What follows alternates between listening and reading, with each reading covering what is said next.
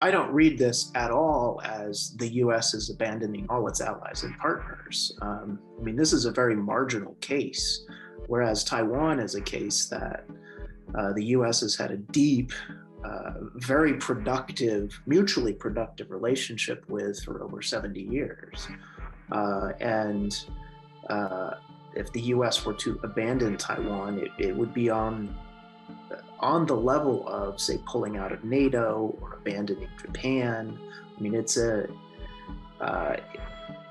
Taiwan at this point is such a critical interest to the U.S. and our ability to project power and influence throughout Asia that it's just not even in the same category as Afghanistan.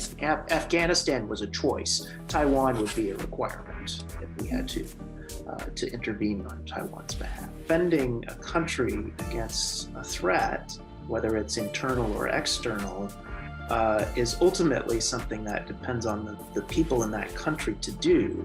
The U.S., our presence as the major military power in the region can be beneficial for Taiwan, but it's ultimately up to Taiwanese themselves to be able to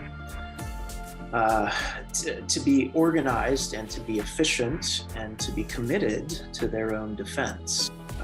The problem from an American perspective is that we don't want to be in a position where we look like we're more committed to defending Taiwan than the Taiwanese themselves.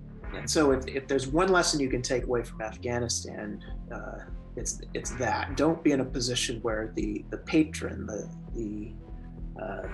the military power in the region feels like they want it more than you do. Part of the challenge, I think, is the threat is perceived as being, and perhaps rightly so, as being more of a sharp power threat. It's not primarily military, it's economic and it's diplomatic.